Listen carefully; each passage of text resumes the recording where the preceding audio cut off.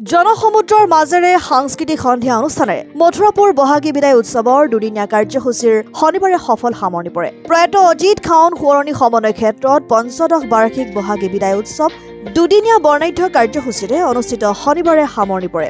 শেষৰ দিনাৰ সাংস্কৃতিক সন্ধিয়াৰ মুখ্য আকৰ্ষণ নৱপ্ৰজন্মৰ জনপ্ৰিয় কণ্ঠশিল্পী লক্ষী চন্দ্ৰৰ গীতৰ শৰাই আৰু অতি জনপ্ৰিয় ধাৰাবাহিক বেহৰবাৰী আউটপোষ্টৰ বহু চৰ্চিত অভিনেত্ৰী বিউটি বাইলিঙৰ হাঁহিৰ খোৰাক যোগাই দি অনুষ্ঠানে দৰ্শকৰ মাজত এক বিশেষ আমোদ দিয়ে। অন্যহাতে সাংস্কৃতিক অনুষ্ঠানৰ মাজতে চৰাইদেউ জিলাৰ সকলোৰে আদৰৰ প্ৰকৃতি প্ৰেমী অনুপ পাটকাইক বহাগী বিদায় উৎসৱ উদযাপন সমিতিৰ তৰফৰ পৰা সম্বৰ্ধনা জনোৱা হয়। তেখেতে কয় যে বিহু অসমীয়া কৃষিজীৱী লোক সংস্কৃতি, বিহু অসমীয়া মানুহৰ সংকল্প লোৱা বতৰ। প্ৰতিজন অসমীয়াই সম্যক সৃজনশীলতা সৌন্দৰ্যৰে মানৱতাৰ ভাতৃত্ববোধেৰে কিবা সৃষ্টি কৰাৰ ফলশ্ৰুতিতেই অসমীয়া সংস্কৃতিৰ জন্ম হৈছে।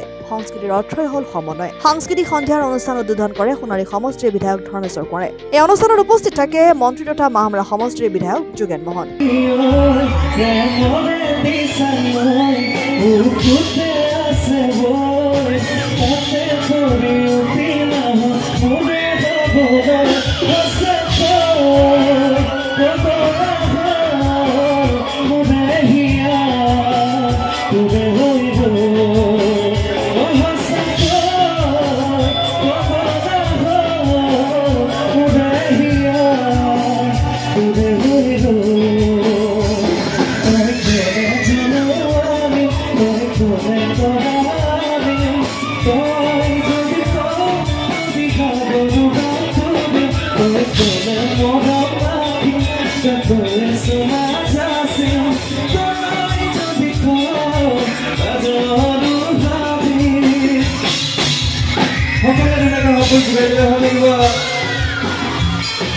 মথুৰাপুৰৰ পৰা ইছলাম আহমেদৰ ৰিপৰ্ট, অসম আদিত্য।